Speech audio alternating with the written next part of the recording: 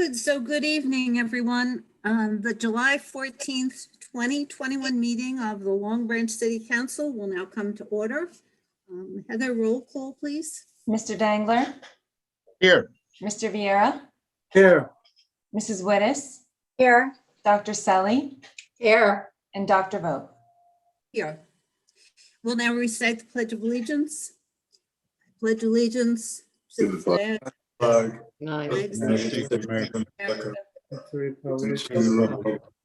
For which it stands, One one nation, under God, indivisible, with liberty And and justice. justice for all. Good. I hereby certify that this meeting has been published in the newspaper and adequate electronic notice has been provided in accordance with the Open Public Meetings Act and the New Jersey Administrative Code, Title V, Chapter 39, Section 1.5, Notice of Remote Public Meetings as required by law. Good, thank you. So I'd like to make two comments before we start on the agenda items. One is, again, just I did this in the workshop meeting to thank my council colleagues for the way we've been working the council presidency. Is that early on we decided that each one of us would take a year. And so this is our fourth year in office, and this year is my year to be the president. So that's why there's the change from Mario. My thanks to all of my council colleagues who went before me, and also thanks to Dr. Selly, who graciously agreed to be the vice president for all of us as the most experienced member among us. So she's been a wonderful guide for us. So thank you, Dr. Selly, and the other council members. And then the second thing is, this is going back a ways, and this was actually under Councilwoman Wittes's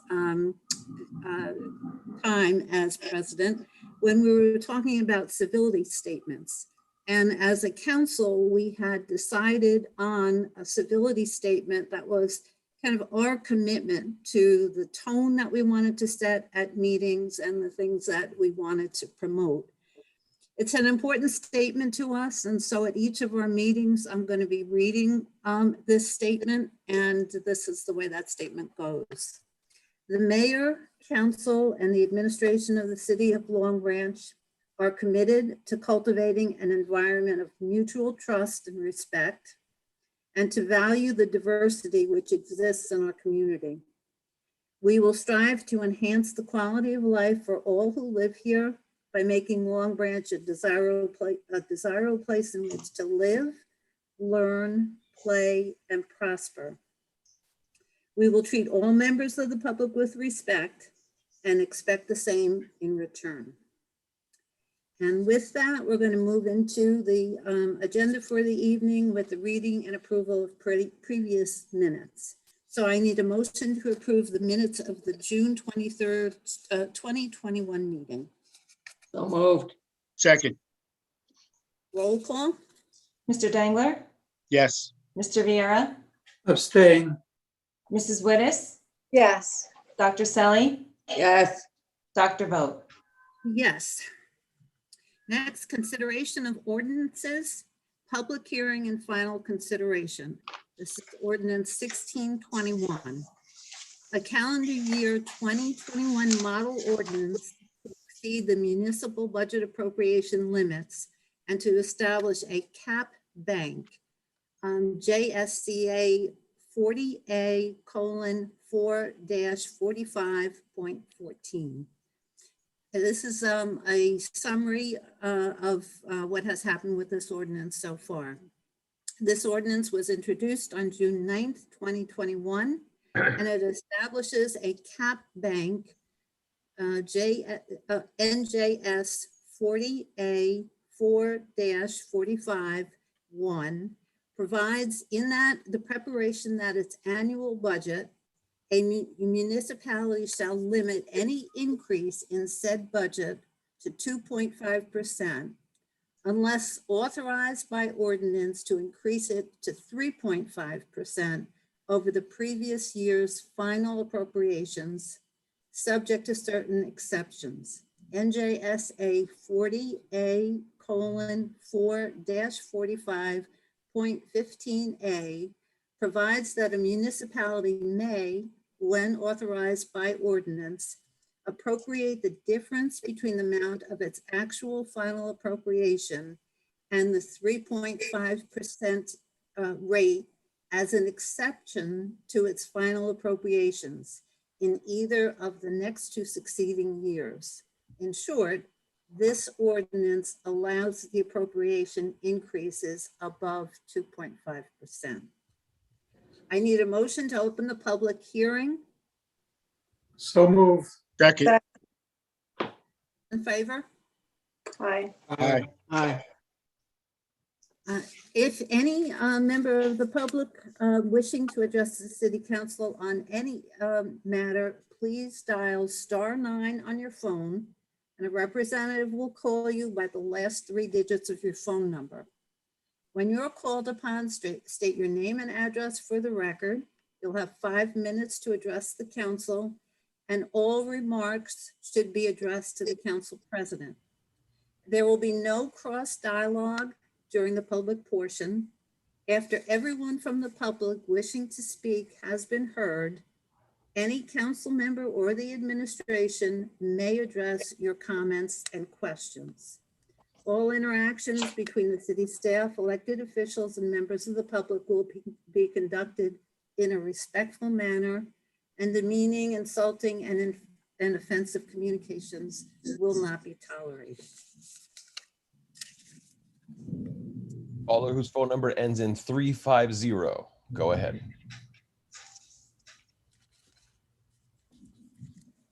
Yeah, Ernest McNolly, 710 Northeast 7th Street, Boynton Beach, Florida.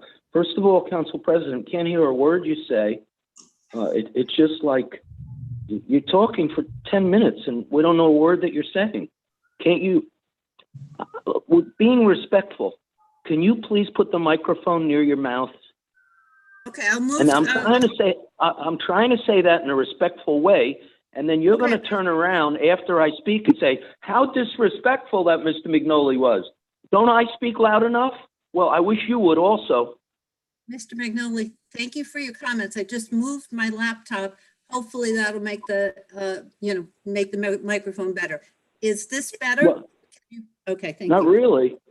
Not really. Well, I don't know why you don't have a microphone. With all the money Long Branch has, why don't they get you something substantial? Okay. Thank you. So, since I didn't hear a word that you said about the, we're talking a public comment, can either the board, the president, or the board president, council president, or the city attorney do that summary thing? Do you mind, city council? Probably the best person to do it would be Mike Martin, our CFO. Okay. This ordinance allows us to exceed the cap limitation by 1%. Normally it's a 2.5% over last year's appropriation. This ordinance allows us to go to 3.5%. And the primary reason for this is to develop a cap bank to carry our excess 3 years.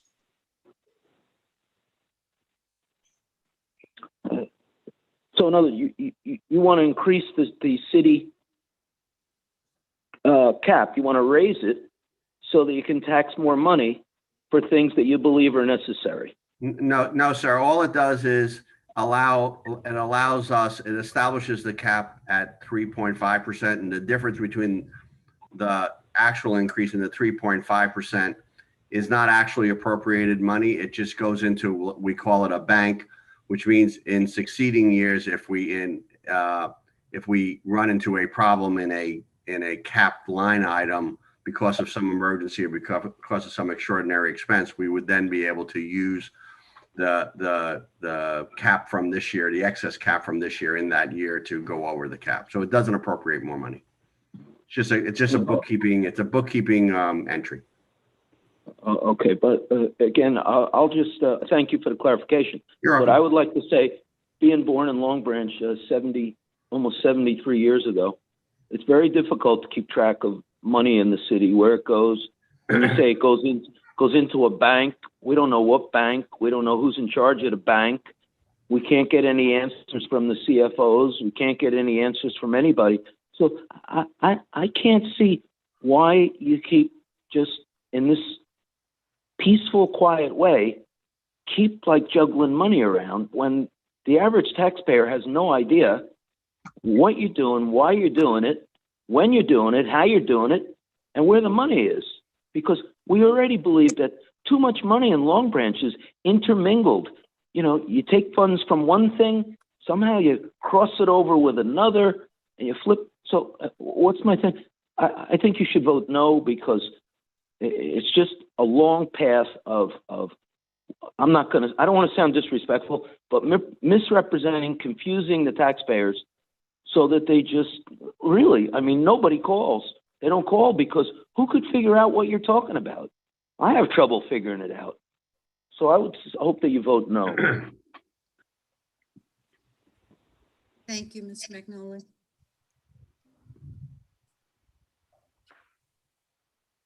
Caller whose phone number ends in 198. Go ahead. Mr. IT Man, can you hear me? Loud and clear, sir. Vincent Lepore, 33 Ocean Terrace, Long Branch.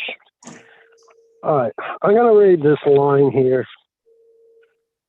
Whereas NJSA 48:4-45.15a provides that a municipality, when authorized by ordinance, appropriate the difference between the amount of its actual final appropriation and the 3.5% rate as an exception to its final appropriations in either of the next two succeeding years.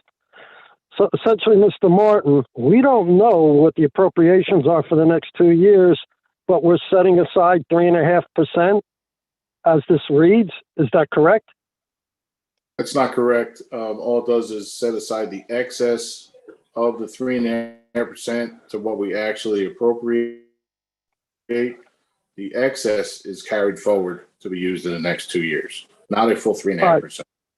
But it doesn't say that in that paragraph, not clearly at all. It says it 2 paragraphs down, where it states, whereas the council of the city of Long Branch hereby determines that a 3.5% increase in the budget for said year, amounting to $1,706,650, in excess of the increase in final appropriations otherwise permitted by the local government cap law, is advisable and necessary.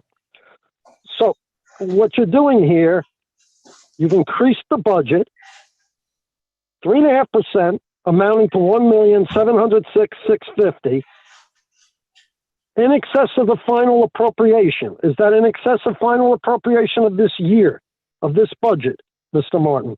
All we're doing is we're increasing the cap, which is the amount that we can go into. We are not increasing the budget to that amount. You're increasing $1,706,650. You stated cap. Here it says in excess of the increase in final appropriations. Advisable and necessary. What is advisable and necessary? What do you foresee as necessary for this cap to take place in this ordinance of 3.5%?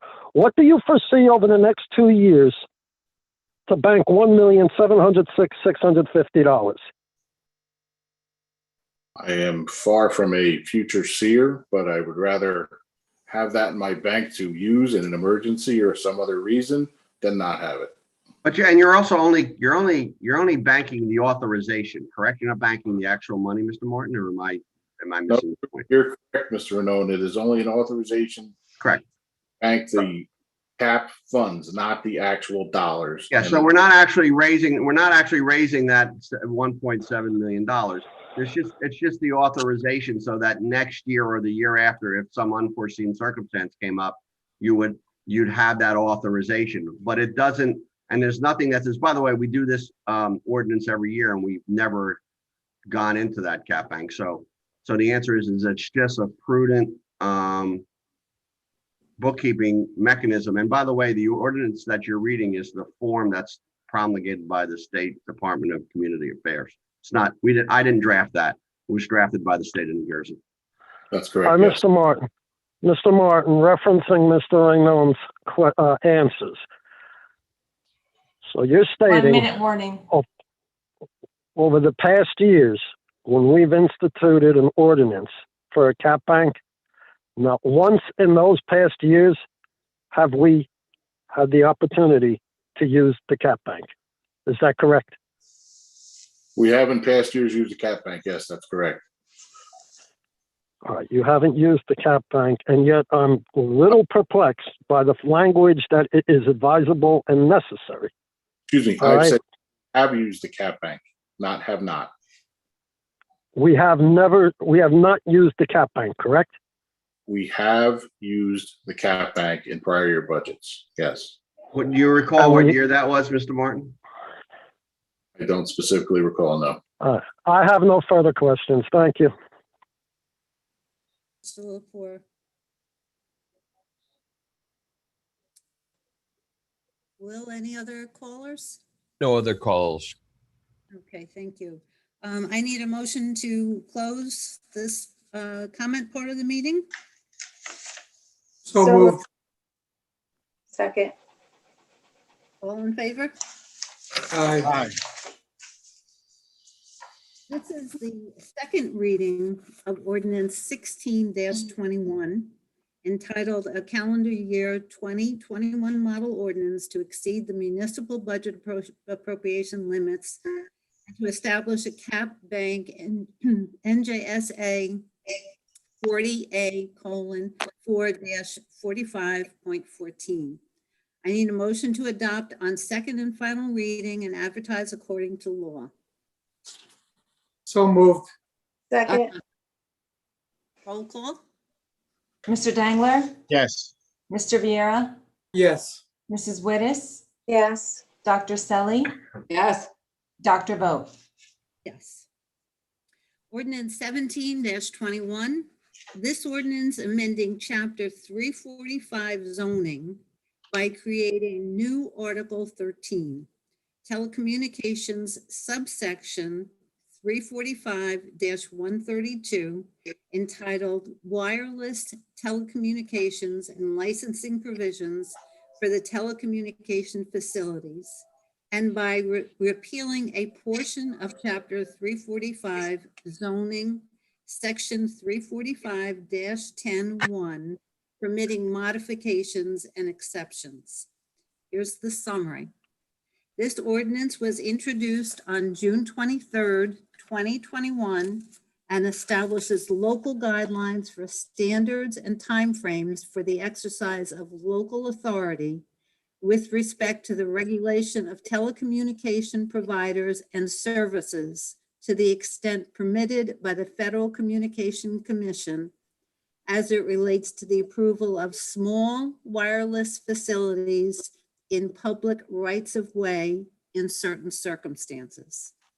I need a motion to open the public hearing. So moved. Second.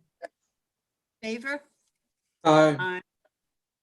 If any member of the public wishing to address the city council on any matter, please dial *9 on your phone and a representative will call on you by the last 3 digits of your phone number.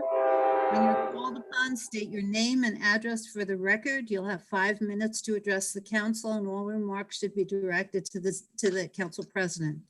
There will be no cross dialogue during the public portion. After everyone from the public wishing to speak has been heard, any council member or the administration may address your comments and or questions. All interactions between the city staff, elected officials, and members of the public will be conducted in a respectful manner. Demeaning, insulting, and offensive communications will not be tolerated.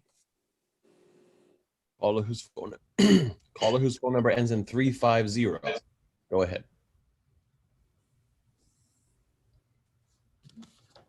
Yeah, Ernest Mignoli, 710 Northeast 7th Street, Boynton Beach, Florida. I have no idea what your council president is reading or talking about. It sounds repetitive, redundant, and I'm not talking to you, Council President, because I know you're told to read it, but we can't hear you. And it just seems to be like you keep repeating the same things over, especially that it seems like you're alleging that the public, which is only about 3 people at most, who calls in have to be respectful. But that applies to the mayor and council also, you know. You don't seem to stress that part. So I don't know. Again, I'm going to ask the city attorney, can you just explain what the council president read? Because I think what it's saying, if I'm not wrong, you want to be able to have as much money put into on public property, probably city, police, fire, communications, cameras, or whatever, as you want. And I think that's what you mean. Am I correct? Nope. No, It's got you're nothing to- not correct. it's got nothing to do with that at all. So this is an ordinance Okay. that regulates the location of what's known as 5G antennas. So it's 5G cell service. These are installed by Verizon, AT&T, Sprint, other cell service providers, and it just regulates what the application process is, where they locate, where they can't locate, what the towers look like, what they don't look like. That's all it is. It's got nothing to do with our municipal facilities. This is not our town communications. It's not the police. It's not cameras. It's 5G network related equipment only. You know, Mr. Renone, in your neighboring Deal, New Jersey, and it's relative to Long Branch because Long Branch works with Deal on it. They Not on installed this. a whole This bunch. has nothing to do with Deal, by the way. It's not something we work with. No, Deal it has on. to do with This is our it has to individual. do.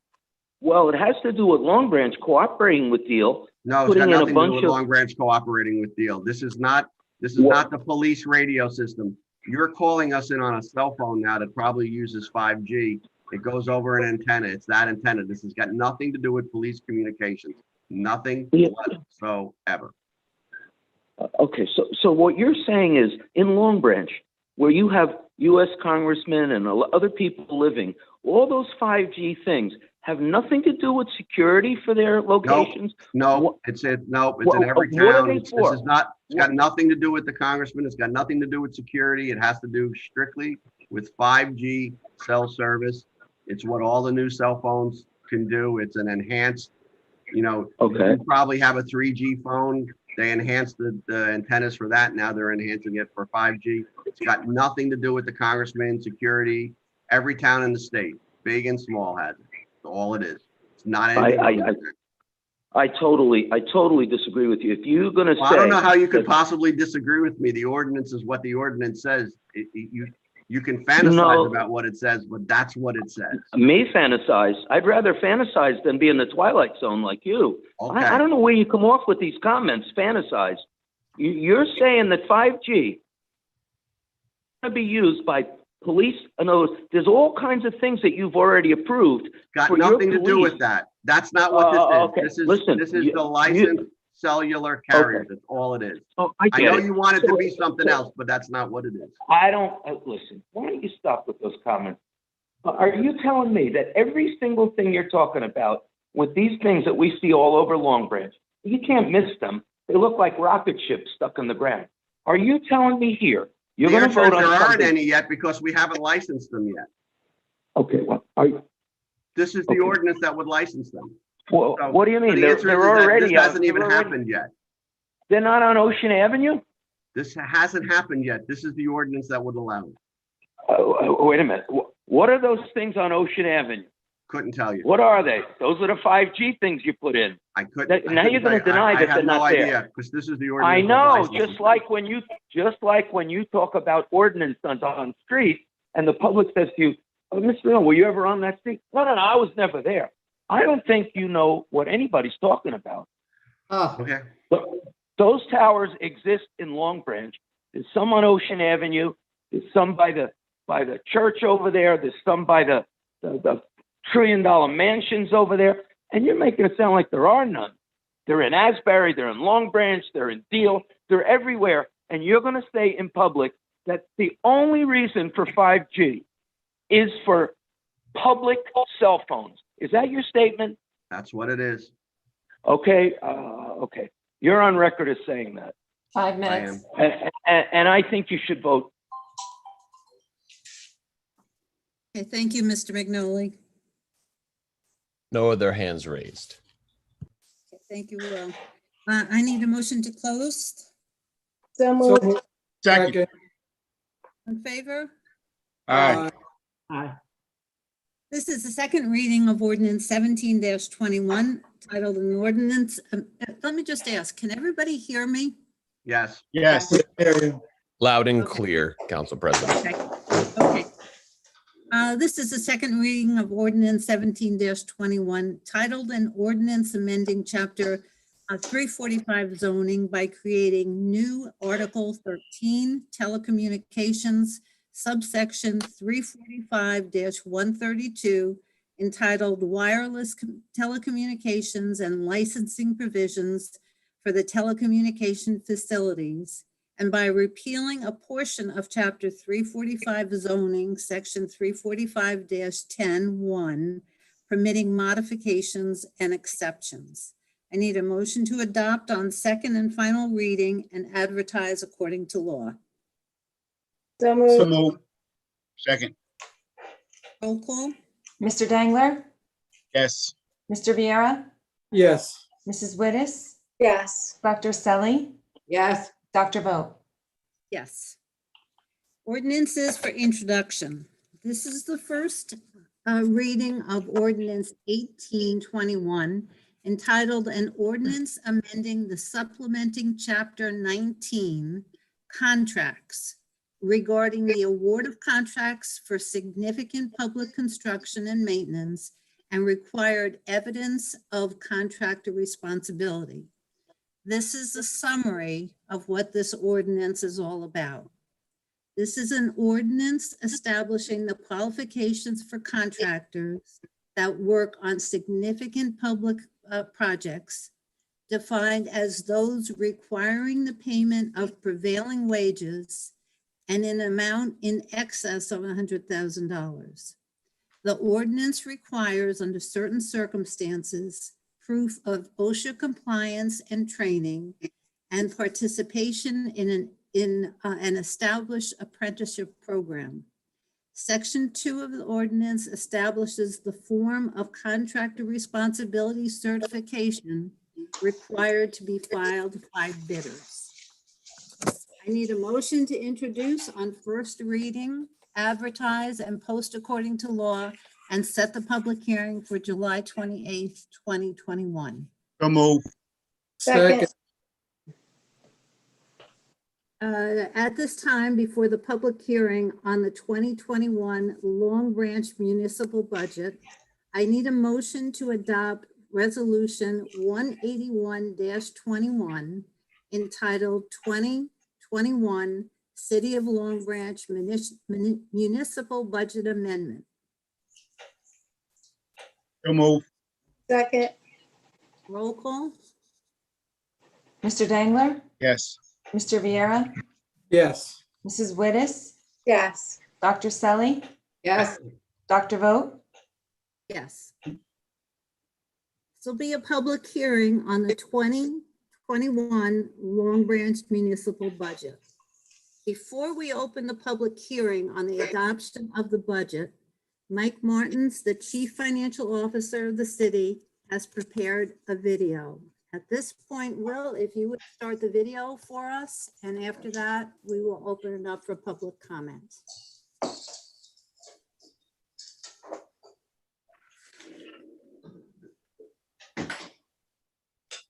Yep, just a sec here.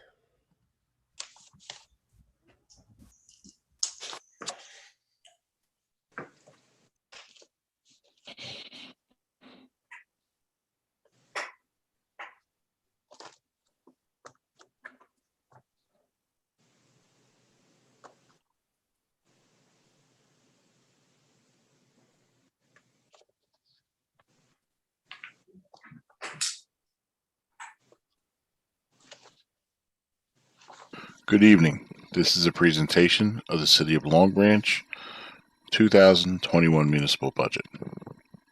In comparing the 2021 estimated tax rate to the 2020 actual tax rate, residents will see a reduction of approximately 10 cents.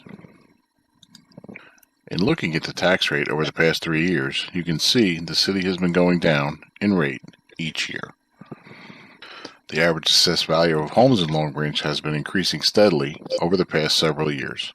The average residential assessment has gone from $439,400 in 2019 to $472,930 in 2020 to $502,030 in 2021.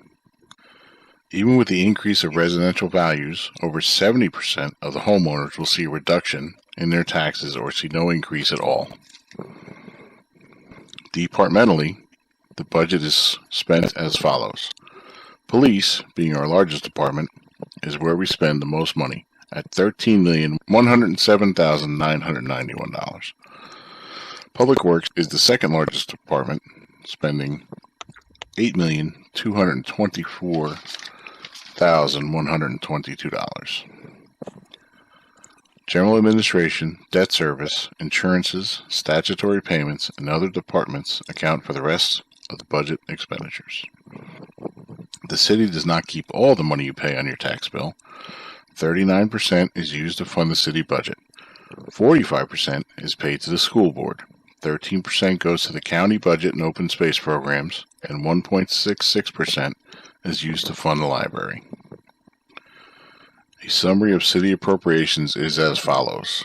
Salary and wages makes up 43% of the budget. Other expenses accounts for 41% of the budget.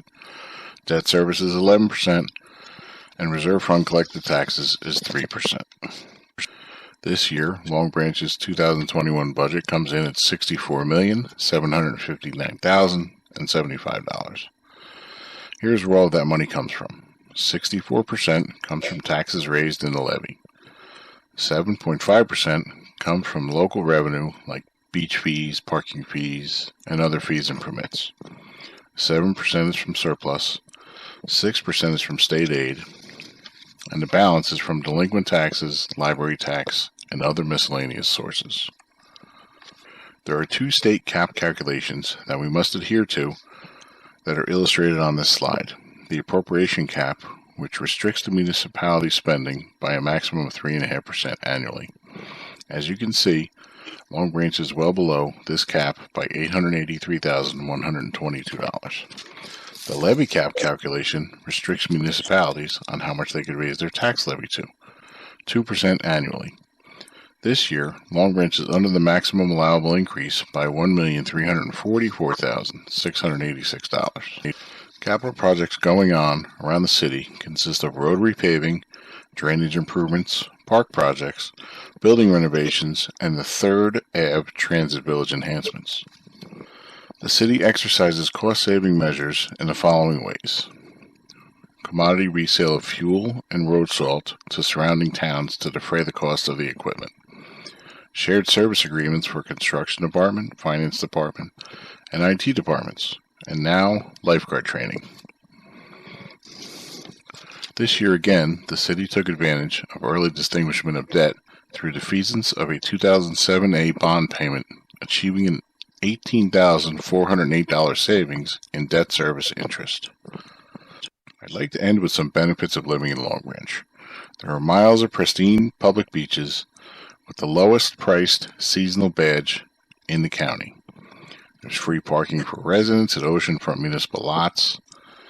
We have a rec department, offers a multitude of sports and activities at our numerous recreational areas. We have a nationally recognized library, a combined volunteer and full-time paid fire department, very active senior center with over 900 members.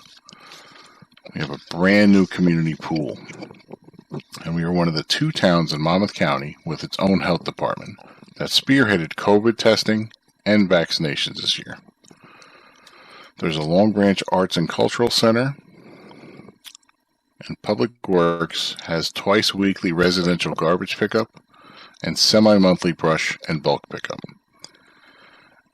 Of course, everyone enjoys the summer concert series with live music 3 times per week. That concludes our presentation of the 2021 Long Branch municipal budget. Thank you. Thank you, Mike. Very, very nicely done. So that Well done. concludes the presentation, and I need a motion now to open the public hearing on the 2021 municipal budget. So moved. Second. Favor? Aye. Aye. Opposed?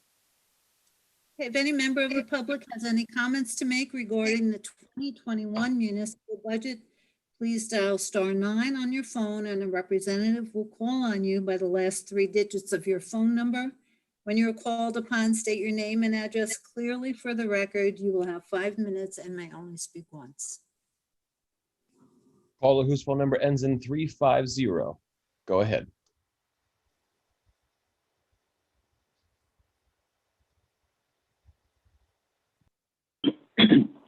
Hi, Ernest Mignoli, 710 Northeast 7th Street, Boynton Beach, Florida.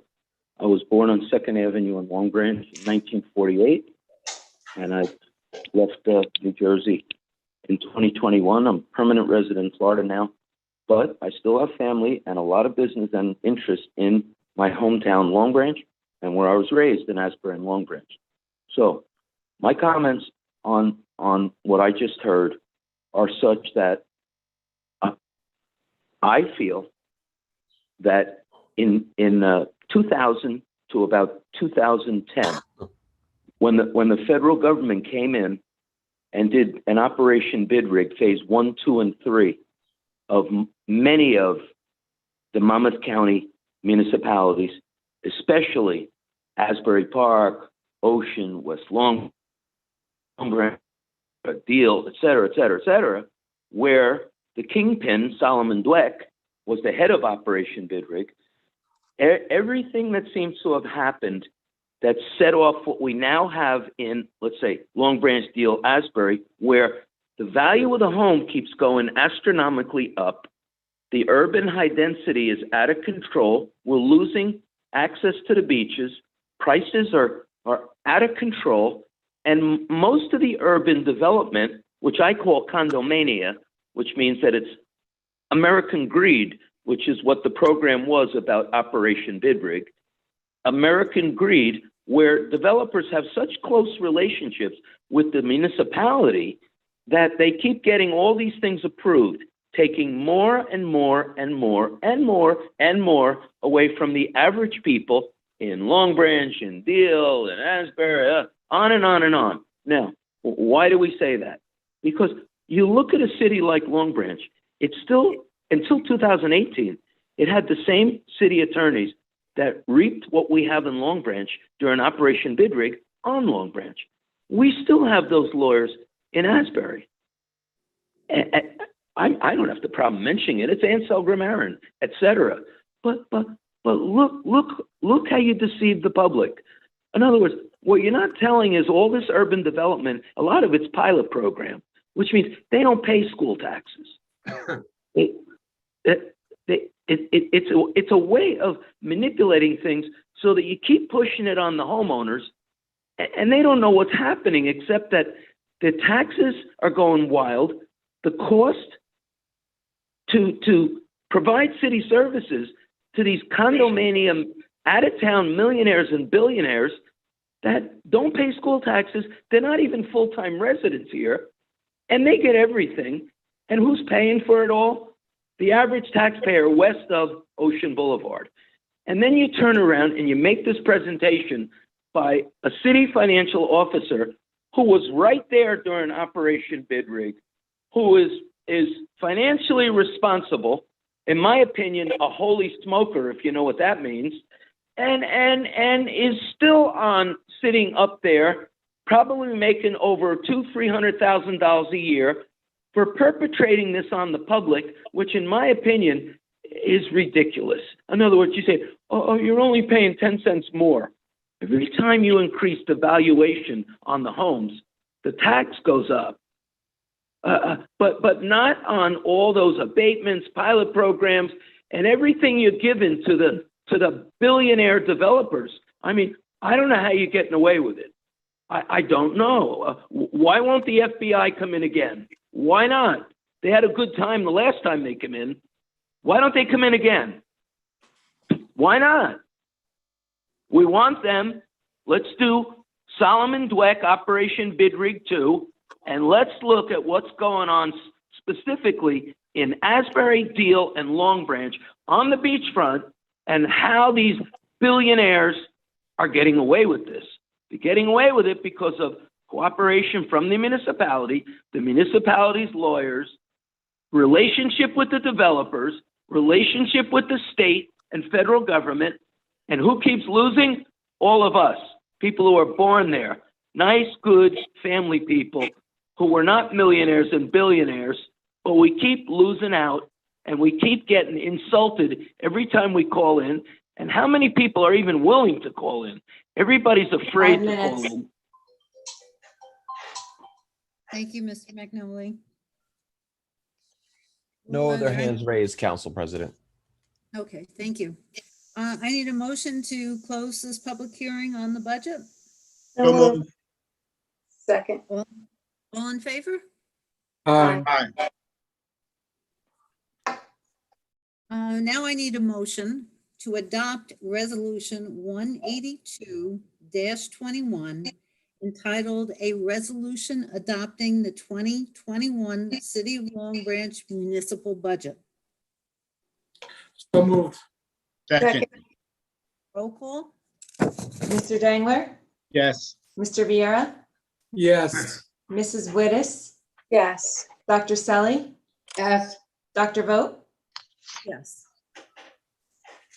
This is now the public participation part of the meeting, and it's public participation for resolutions and all general comments.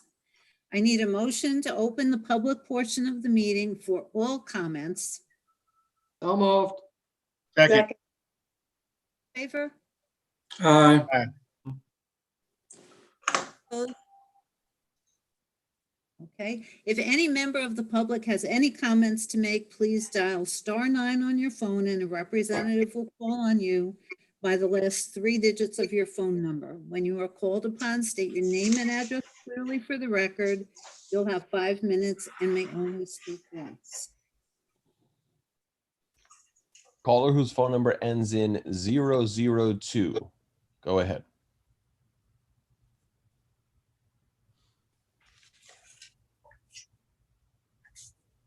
It's muted. You may have to dial *6 to unmute yourself.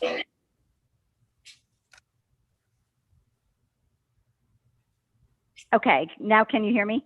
Loud and clear. Okay, my name is Maureen Altino. I live at 476 Narragansett Ave. I'm a lifelong resident of Long Branch. I've been at this address for 9.5 years. And I wanted to speak about the lacrosse tournaments that were held, one in June and one this past weekend. Before describing the chaotic and dangerous parking situation, I want to preface it with that we love living next to the park, and there's been numerous tournaments over the 9.5 years.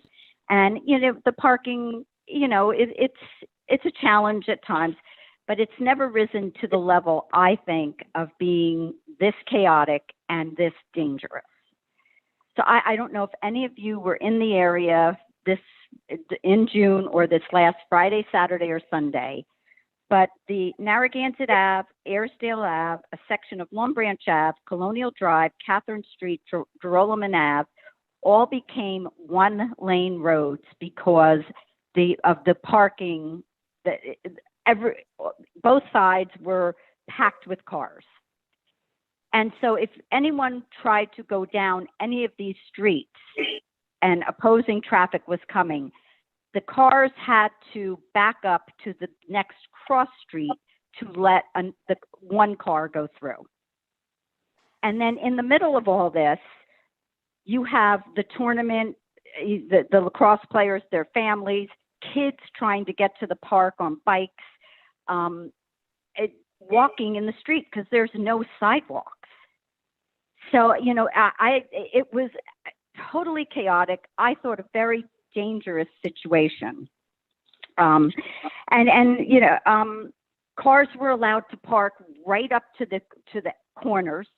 So I was going out. I almost hit a little girl coming by on a bike because I had to inch my way out because I was halfway into the street before I could see one way or the other because cars are at all four corners. I don't. Okay, a couple other things.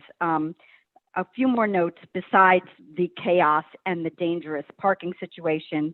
In June, my driveway was blocked the 2 days. I had to call the police. Not all residents on these streets have driveways, which means that during these weekends, they had to park literally blocks away because numerous blocks were taken up with these cars. The main parking lot, I don't know about in June, but the main parking lot last week was closed because it was for college coaches only. This essentially closed the park to local residents and anyone who was handicapped. There was no handicap parking anywhere. And it remained half empty the whole time. So I just don't, in closing, I just feel that it's reckless and irresponsible for the city to provide permits for these tournaments when there's minimal parking available. If this continues, there's going to be an awful accident. And it's going to be tragic because this does not need to happen. And I wonder who actually provides the permits for these tournaments. So, and I'm sorry. Go ahead. No, I want you to finish, and then I want to, and then I'd like to explain, and maybe Mr. Jackson can jump in as well. But I'd like to respond first. But why don't you finish first, and then I can. I just want to know why would anyone give permits like that? Sure. So the majority. Wait. One more second. The majority of the cars were from out of state, all the way up from Massachusetts down to Virginia. So okay, I'm pretty. It was so chaotic and dangerous. 3 days over the weekend. Go ahead. You can respond. I'm done. Absolutely. So first off, let me say that I was there on, first off, I received a couple of phone calls late in the day on Friday. I was there on Saturday afternoon and Sunday morning. And everything you said is absolutely right. And I can tell you that that type of event is not going to happen again. And it shouldn't have happened. So from my own perspective, actually, you hit everything I said. I even saw more, as a matter of fact. So on Saturday, for example, I saw literally two driveways that were partially blocked. I saw a Massachusetts license plate with what appeared to be a mom and a young woman who were sort of racing down the street because I guess they were late for the game. And you're absolutely right about the parking lot. They totally took over every inch of the park, which they should not have done. In addition to that, that was a for-profit organization, which I wasn't aware of, but I guess some people were. They were misleading in the sense that they had double the amount of teams that they put on their application. I will tell you that we met on Tuesday morning to go over all of this. On Saturday, when I was there, it was towards the end of the day. Like you said, the parking lot was half full. At that point, they had opened it up because I had mentioned that to our rec people that they have no authority to close that park to coaches only. So that wasn't the case on Sunday. And in addition to that, we had specialists go there to manage the traffic and to, if there were summonses to be issued, they were told to issue them. But like I said, you're absolutely right. in everything that you said. It's not going to happen again. Anything of that size with that group, as I said, they applied for an application for later in the month, which we immediately denied. There is, from what I'm told, because I got to be honest with you, I'm at the park all the time, but I've experienced the lacrosse players there in a tournaments a couple times that I've been there, but nothing was to the magnitude that you just described. Not only did they not, they rented the fields and paid some sort of combination event fee, but again, the baseball fields, they took that over. The concession area where people were sitting, they took that over, and nobody could walk on the track. The tents are not supposed to be there at all, and they just cover the whole place. So moving forward, like I said, I'll take some responsibility for it because I'm in charge, and I apologize for that. And like I said, I was unaware of it, of that particular event. We're not going to have any more for-profit events as we sort of analyzed it. It's sure, let's tell them that it's going to be half the number of teams that were going to be there. In defense, I think, of the recreation department, I guess they, apparently a donation was made to our lacrosse team. I guess, there is some revenue generated for the city.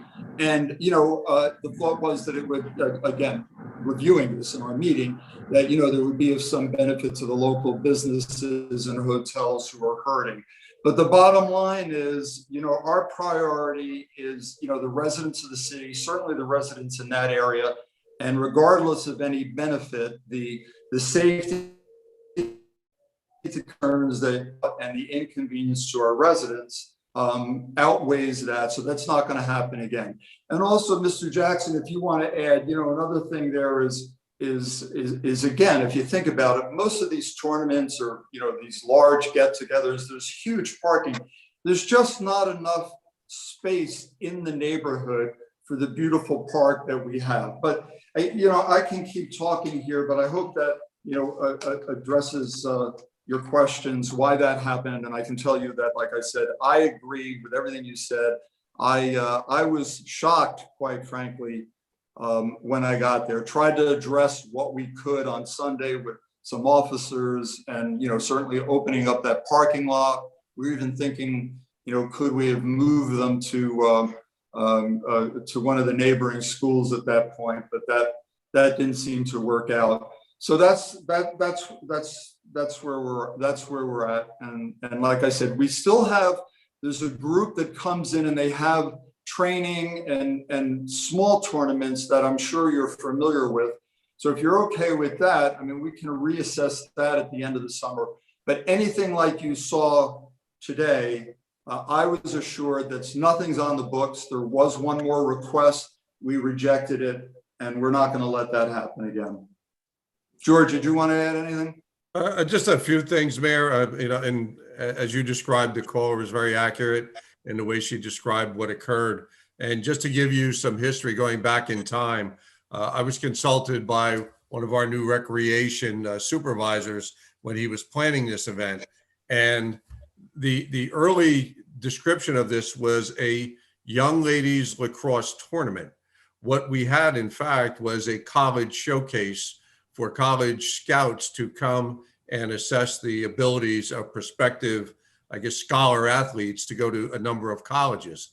The list is dozens and dozens of very high-end, highly recognizable universities up and down the East Coast.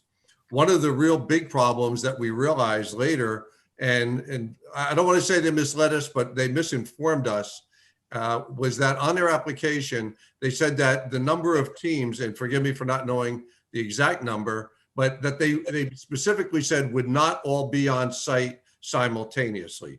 And if you've ever been in travel sports tournaments, you know that, I've done this with my own kids. You show up, your kid plays a game, you might have another game scheduled 3 or 4 hours later. You go, you get lunch, you leave the grounds, you go back to your hotel room or wherever.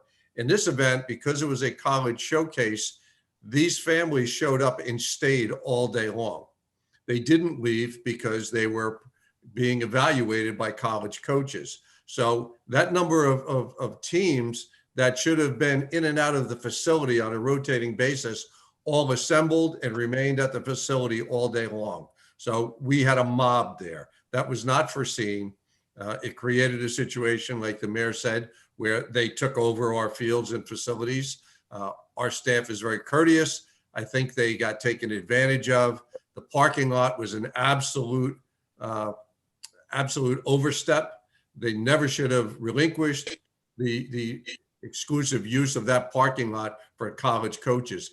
I understand the organization wanting to accommodate these coaches, but it just contributed to the lack of parking. Our staff did have lined the gravel lots at the end of Long Branch Avenue. They made the best of what we have. But as the mayor described, and we all realize this, we have a state-of-the-art facility that is highly desirable in Monmouth County for athletic events. Unfortunately, Long Branch being a very developed community, this park was put in an area that there just wasn't room for the parking for these types of events. So as the mayor said, we really have to make a value call on this, a judgment call as to what we want to prioritize. And we want to have really sound use of our facilities, but we don't want to torture our residents in the process. So we will more carefully judge and scrutinize any applications in the future. This was something where we were giving one scenario and it was not what occurred. So our apologies, my apologies, our recreation department apologies to all of our residents. It was unfortunate. We truly understand everyone's frustration, and we will do everything within our power to avoid this. Still striving to fully utilize what is just one of the premier facilities in Monmouth County. It's a wonderful facility. It's just in a neighborhood where parking is severely limited. So we've just got to really try to strike a balance where everyone gets the most use and enjoyment out of that neighborhood and our beautiful facility. So again, our apologies from our staff to our residents. So if I could jump in, thank you very much to our caller for that, for your questions and, you know, for the very thorough answers. I'm going to go back to the way we have dealt with some questions like this before, that, you know, a summary, and I think to the caller, I hope you got all the information that you need. And you're certainly welcome to call the office and, you know, to have an extended conversation on any of these topics. But I think it was, you know, certainly our apologies on an unexpected event, and thank you for calling in. Will, are there any other calls? Yes, caller whose phone number ends in 852. Go ahead.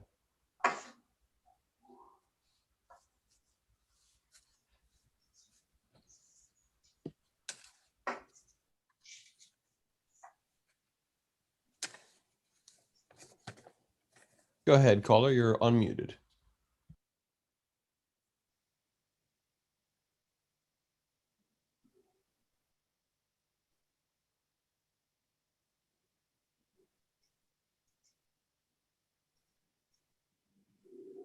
Public Safety Director tonight? Hello? The Public Safety Director is not on the call, or as Who's Will going it- to answer questions on behalf of the Public Safety Director then? why don't you tell us what your questions are, and the questions can be directed to the Public Safety Officer, and he can, you can call him, as he has made that offer many times, and we can make sure that he gets the questions. So if you'd like to tell us what your questions are. Madam President, may I just ask 1 second?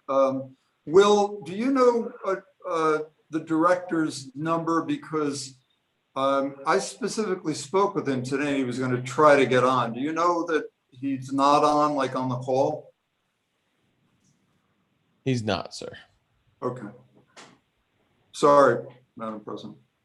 Mayor, just what is the director's number? for this gentleman to call in the morning. Does anybody know that number? I mean, if you want to give me a call at 571-5640, and we could direct you directly to him, or you could just call 222-7000, and they could direct you as well. So The it's police- 222-7000, the main number, and ask for Director Salvita. Sorry, I'm sorry. I can't ask any of these questions on the record then for anyone to answer. No, you absolutely You- can. You can, and we can try to answer them. Oh, sure, you could. I'm sorry. Can you state Okay. your name and your address for the Sure. record? My name is Michael Kinkassi Jr., and I'm in Middletown, New Jersey. Former resident, Myrtle Avenue, McCullen Street, Wardell Place, Baruch Drive, Arisdale. Is that good? Yeah, Okay. Can I get a 1-minute notification, please? sure. Okay. Former officer Walls lived at 385 West End Avenue, correct? Anybody want to answer? No? Don't know. Don't know. Okay. Was he living within 50 or 500 feet of the public housing of Lloyd Manor or the renamed development formerly known Woodrow Wilson? I don't know that we're going to be able to answer personal questions like this. Why don't you, can you read us your list of questions? And again, I think probably calling the mayor's office in the morning, being directly connected with the director. Well, of I'm just Secu- trying to find out why this is being handled within Monmouth County when a change of venue should be called for, especially when charges, that are not brought up are, not even brought to light.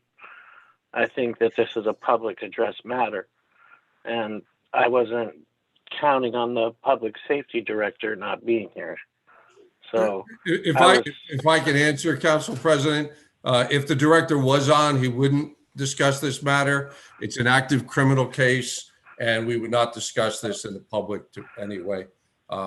The venue in which it's prosecuted is something that's determined by the Monmouth County prosecutor. And if there's a conflict, I believe the Attorney General would make a call on that. But our director would not be addressing these issues anyway. Okay, so I would not get an answer even though this is in the public domain and there's been public statements made about it. That's correct. Okay, another question. Why is it that your detectives do not work on weekends?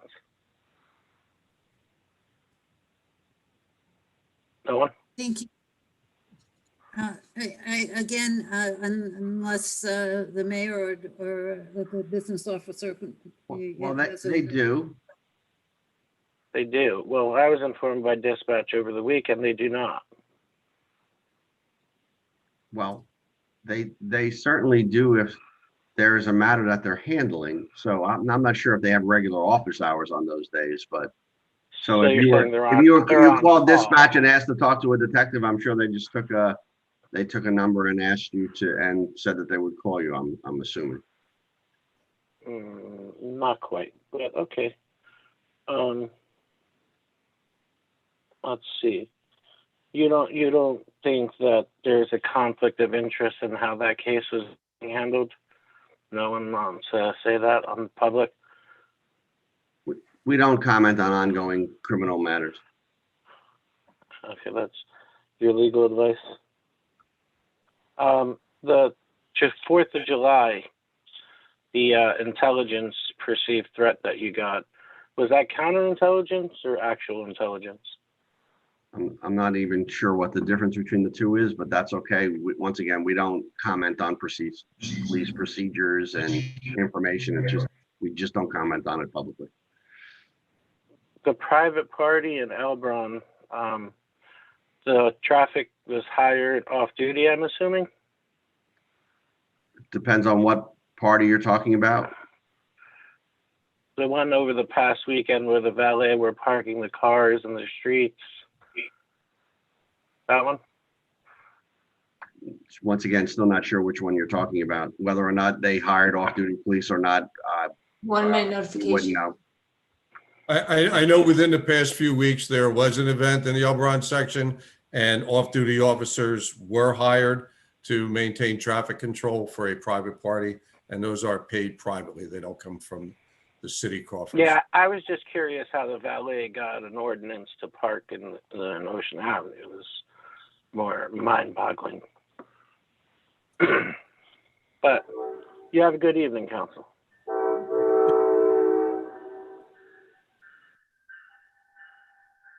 Oh, are there any more calls? Yes, caller whose phone number ends in 350. Go ahead. Ernest McNally, 710 Northeast 7th Street, Boynton Beach, Florida. One of the previous callers was asking you very directly who signed the permit for the lacrosse. And we heard a 20-minute evasive dissertation without saying who signed it. Now, I'm going to say that the person who's trying to blame it on everybody else, the city manager, George Jackson, a former police chief, right? I'm going to say he signed it. But why wouldn't he just admit it? And why is it, no matter what anyone's asking, and you're running a meeting without the public safety director, the head of police, after what's been going on for the last 6 months in Long Branch? How do you do that? I guess he's as missing as he was during the 619 incident at Pier Village, which with Oprah's, you're not willing to say where he was, what his phone number is, what he knows, except you gave him access to all the newspapers to make lying, cheating, stealing comments that no police officers were beaten, there were no fires started, no doors were attempted to be broken down, no children were locked in places screaming for their parents to get them help. And what did you all do? You lied about everything. You're covering everything up, and there's videos, and I filed Oprah's, and you're covering everything up. You're lying, and Senator Singer and Senator Panacchia, less than 48 hours after witnessing what went on in Long Branch, wrote 2 riot enhancement bills to protect the city, to protect the police, and everyone residents during what they called riots. Now, at your last meeting, excuse me? I need to caution you about your accusations and comments about people in particular. Listen, I don't want your caution. Well, I'm sorry, but that's the way you're going to get it. So, okay, I think we're on to our next caller. I see that call was muted. Will, do we have another caller? We do. I'm not sure if he muted himself, though. Should we move on to the next caller or give him the opportunity? Yes, Will. 10-4. Caller whose phone number ends in 198. Go ahead.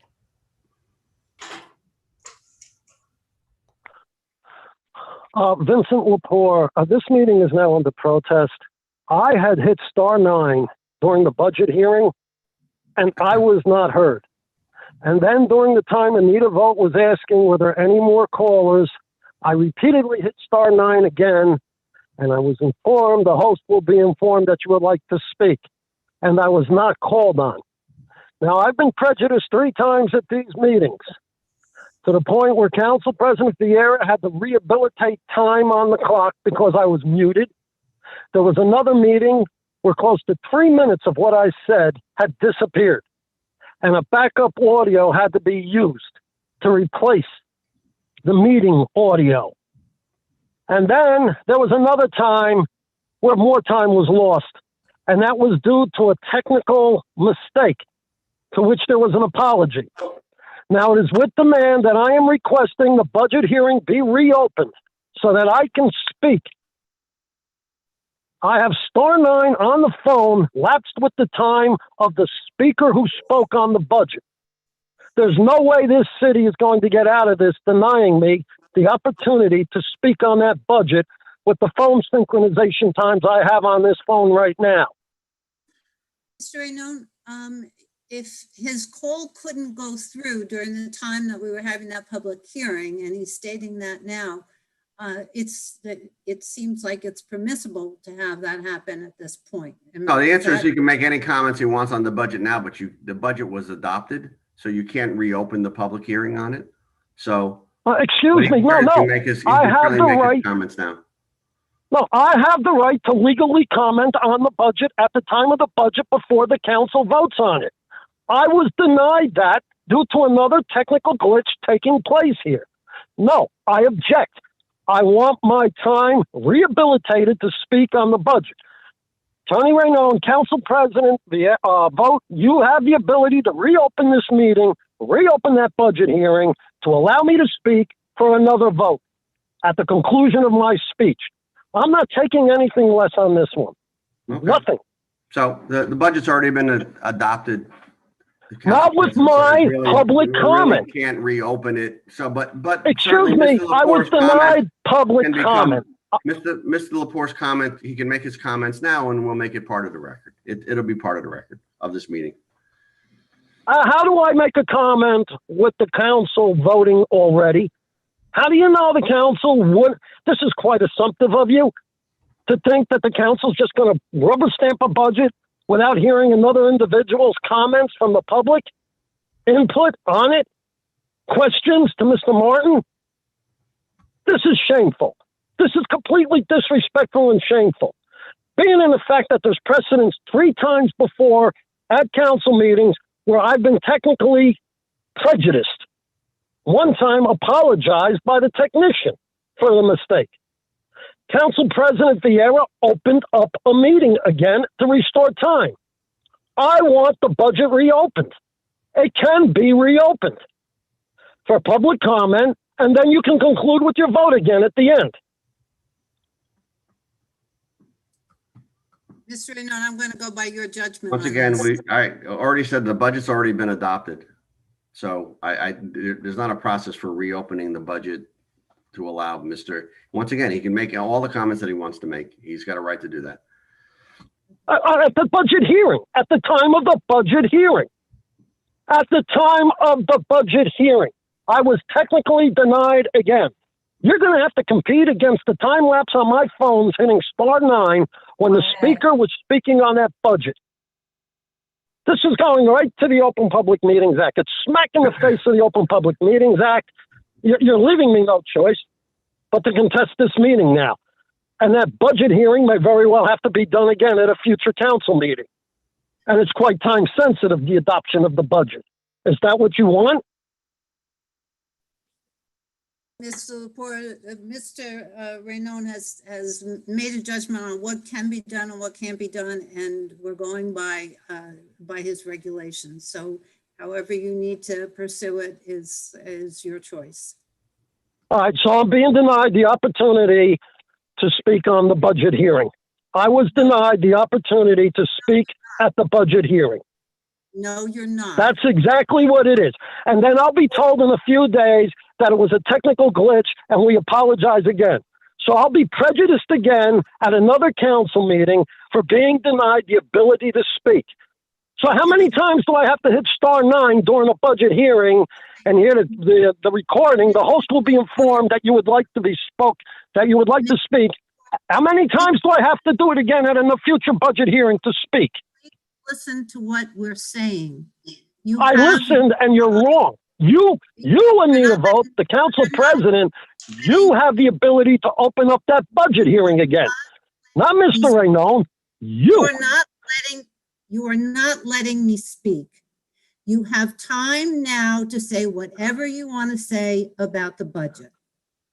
So you're not being denied your ability to speak about the budget. So please proceed with your comments about the budget. No, and then after I speak about the budget, then I get another 5 minutes after that to speak about what I was going to do with the public portion. That's fine. No, that's not the way it works. So then that's fine. Anita Vogt said fine, that's the way it's going to be. That's the way it's going to be, Mr. In all Reno. due She said respect, that's Mr. fine. Lepore, the council president runs the meeting and you don't. So She said that's fine. So I'll speak 5 minutes on the budget. You put it in the record, and then during the regular public portion again, I get the additional 5 minutes to speak about what I wanted to speak. It's not my fault I'm in this situation. Technically, it's your fault. So go ahead and take your 5 minutes on the budget. The 5 minutes on the budget is taking place now. Mr. Martin, you stated there was a reduction of 0.10 now. Is that correct? That's correct. Our estimates are about a 10-cent decrease in the total tax rate. How did that happen when we were told that initially it was 0.05? When were you told that? We were told this, and the mayor stated it at a prior council meeting, and it was reported publicly in the Long Branch Eatontown Patch, the Asbury Park Press. The media reported 0.05 cent decrease on a 502,000 assessed house. That was strictly the municipal portion of the rate. I quoted the 10 cents on the overall rate, including the county and school board. All right. Okay. So the 0.05 is municipal, and the 0.10 is overall with Board of Education, everything else. Fine. All right. So we have that clarification now. There's no relief in this budget for the single-family tax paying homeowner. Transparency in this budget is lacking, particularly with the so-called unexplained other expenses line items in the following departments: OEM, city engineer, recreation, beaches, building and development, planning. There existed no budget workshop which would have allowed residents to hear and comment on various department reasons for their budgets. The reality is, in the past 3 years, this city has experienced irresponsible flash spending, as has been evidenced so often in the council bill payouts. Fiscal austerity, in the true sense of the word, does not exist with the mayor and council. A budget amendment, R-182, was added concerning budget calculations involving the library, and now, today, the American Rescue Act.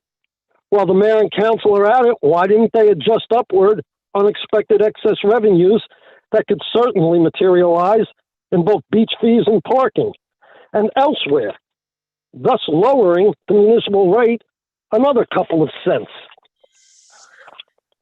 Most importantly, reckless financial mismanagement by the past Schneider administration and the current Pallone administration will continue to have negative implication on the city's municipal budget, as has now been seen in the past, now, and years ahead. A year-over-year increase in principal and interest on financial obligations attributed to accelerating principal payments due to the originally agreed upon term and schedule from the original funding. 2, potential resetting of annual interest rates. 3, the issue of the addition of new long-term bonded indebtedness. Without the COVID federal $720,000 bonded debt service grant, which offset the year-over-year rise in principal and interest payment arising from the city's total indebtedness, Pallone and council would have been held responsible and would have had to answer for the city's long-term debt load. And this does not factor in the anticipated issuance of $1,900,000 in bond anticipation notes for a lined item public safety building as shown on the capital funding program, a building which may not be necessary. The fact is, this city was awash in COVID relief money, and as such, you were lucky this past year. In conclusion, for all the above stated reasons, it is with demand 1 minute warning. concerning this budget that the council vote no. Thank you, Mr. Lepore.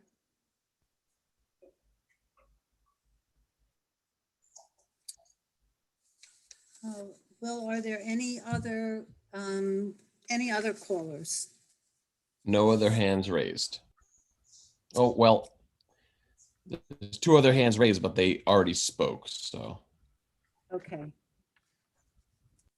Okay, Madam Clerk, have you received any public comment by electronic mail or written letter? No, I have not. I need a motion to close the public participation portion of this meeting. So moved. Second. All in favor? Aye. We can take the listed resolutions as a consent agenda. I need a motion. So moved. Second. Roll call. Mr. Dangler, Yes. Mr. Vieira, Yes. Mrs. Wittes. Yes. Dr. Selly, Yes. Dr. Vogt. Yes. Applications. I need a motion to appoint the following members of the Long Branch Fire Department. All of the names that I'm going to read, this is active status that we're dealing with, and I have about 7 or 8 names to read for you. They are Randy Thorne for the West End Company, Santos Colindras for the Independent Company, Caitlin Martin for Atlantic, Anna Sweeney for Oceanic, Melissa Hernandez for Elberon, David G. Brown II for Independent, and Liam Patrick Moore for Elberon. So moved. Second. Roll call. Mr. Dangler, Yes. Mr. Vieira, Yes. Mrs. Wittes, Yes. Dr. Selly, Yes. Dr. Vogt. Yes. Miscellaneous business for the good of the order. Councilman Dangler, any comments? Thank you, Madam President. I have a few things and I will be brief. With the COVID-19 vaccine and testing, but certainly the vaccine, I'd like to thank and congratulate all those involved in helping Long Branch, the city of Long Branch being the one of the largest number of residents being vaccinated. I know it was a lot of hard work and logistics to get that, but I do certainly the Housing Authority and all the from using the Bucky James and the police department and everyone else that was involved in that, including Monmouth Medical Center. The other one of the other things that I wanted to just congratulate and thank the handicap accessible beach, West End Avenue. I want to just certainly publicly thank the fire department for their sponsoring that, and also the Department of Public Works for building it and putting it together. It's beautiful, and hopefully it will be well used and appreciated, which means now we have 2 handicap accessible beaches.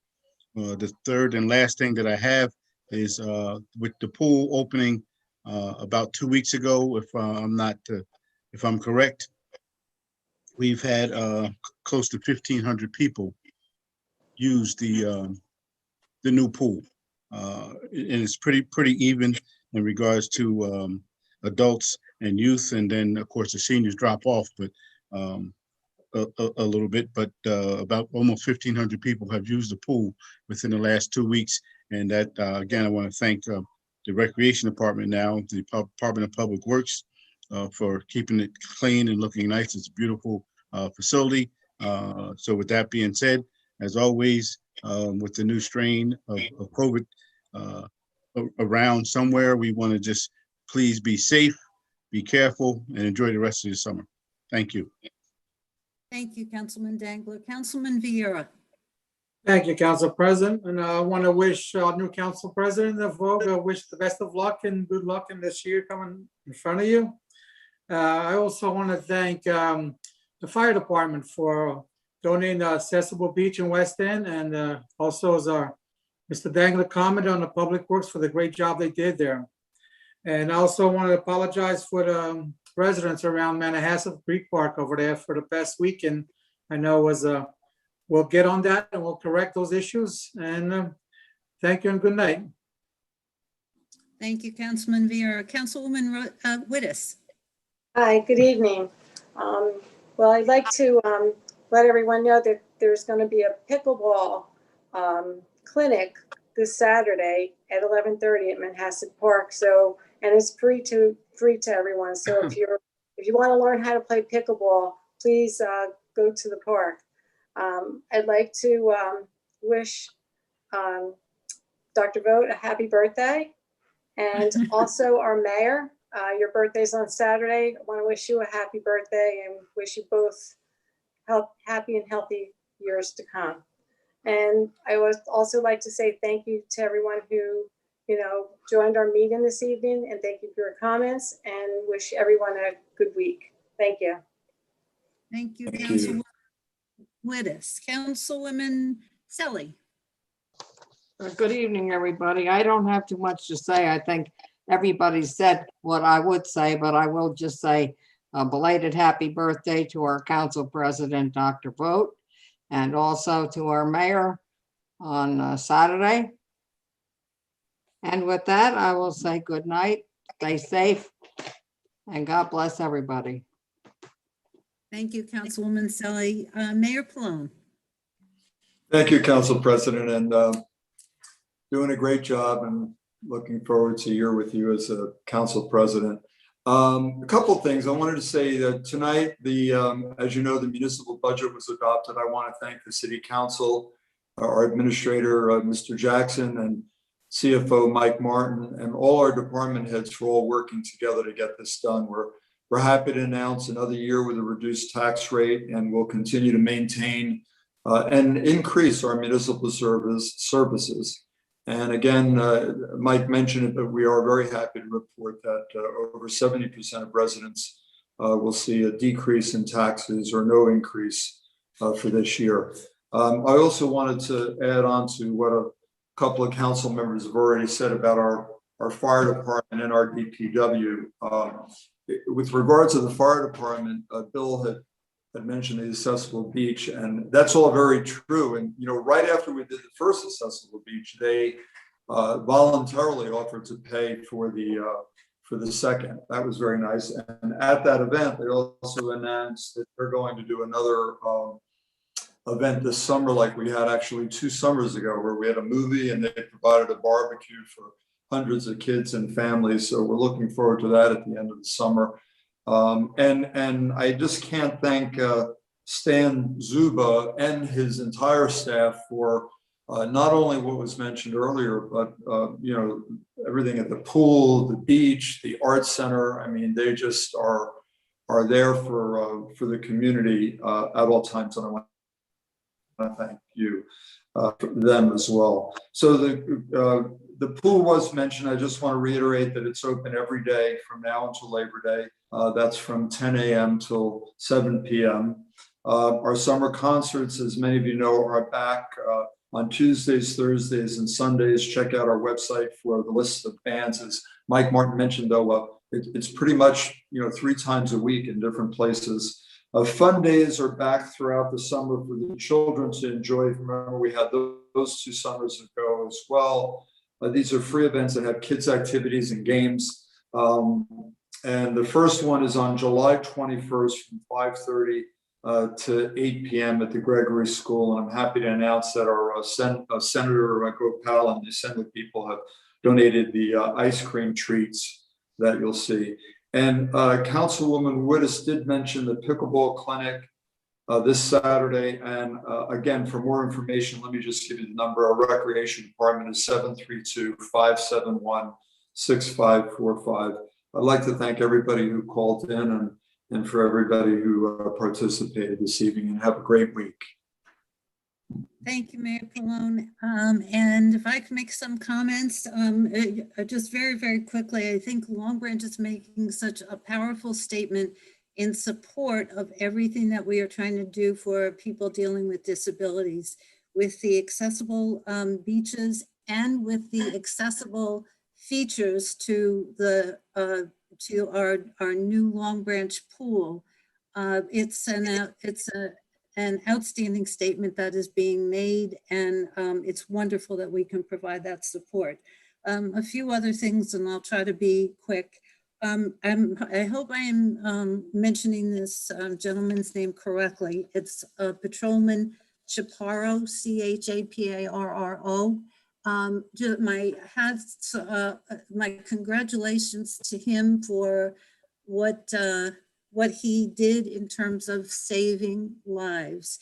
He's of course on our in our police department. I have tremendous respect for our police department and their support of all the work that is being done to deal with the addiction problem. He went through training, and I want to thank Safety Director Saldito for having the training for our police department. Officer Chaparro went through that training, and it was 2 days later when he was called to a situation where it was a person truly in his moment of need, dealing with addiction. And one of the people who's on our HERES task force, and you know, HERES is the mayor's task force against opioid addiction. And the two of them were there, and she watched this officer do everything perfectly in terms of what the training was all about. And this particular gentleman had quite a few challenges. It took a little bit of time, but he ended up in a good place. And this woman was back talking with him. And the first thing that he said is, "Can I use your phone? Because I want to call Officer Chaparro. He saved my life." I get the chills every time I think about it, and the wonderful work that goes on. We don't hear about all that kind of stuff, but just outstanding individuals. Two other quick things. One of the resolutions, I just want to bring your attention to one of the resolutions that we passed tonight, which was 178-21. There has been a lot of talk, as you know, for a while about a bike path and I think it's the Environmental Commission that has done a lot of work, you know, kind of paving the way with the bike path, and a new committee has been put together to work with the administration to actually make that happen. Thanks to Laura Newman, the members of that committee, for the work that's being done to make that a reality. It'll be a while, you know, in the making, but it's moving. So I think that's a real encouraging sign. Other thing, I just want to shout out to Mike Martins and to George Jackson, who were very, very instrumental in helping Long Branch apply for a grant. This was in conjunction with RWJ Barnabas, and it is to look at health inequities throughout our city, and how do we address some of those issues and have improved healthcare throughout our whole county, just in the context of equity and inclusion, and all the things that we should be doing to make sure that everybody has access to good healthcare. So my thanks to both Mike and George. And last is a way we can all help with healthcare, and that is on Thursday, July 29th. I will ask Lindsay to put this on our website if it's not already on there, but there's an emergency blood drive because we are short on blood supply. So Thursday, July 29th from 12 noon to 6 o'clock in the evening. And it's sponsored by the Long Branch PTA. So please, if you can help with that, more of the details will be on the website for you, but it's a way that we can all contribute. I want to make one other comment. You heard that we've heard a lot of comments from people in terms of the issue of civility and how we are respectful to each other during these meetings. And from the comments that our civility statement in the beginning, and the way we've changed our comment about the public comments. We're going to kind of keep on working on that. And I actually want to thank Mr. Magnoli for his first comment when he said, I'm trying to be respectful. And that's what we're trying to do, is to, everyone can say whatever you want to say, but we can say it in a respectful way. We don't need to be disparaging to each other. And we've all heard this statement a lot, but we're much stronger together than when we tear each other apart. So, Ms. Magnoli, I thank you for that recognition and hope that we can continue to work together to improve the civility and the respectful way that we deal with each other during these meetings. With that, I say thank you to everybody who joined us tonight. Wish you a good evening, and I need a motion to adjourn. So move. Second. So everyone, good evening, and we will see you in 2 weeks. Thank you very much. Thanks, everyone. Yeah.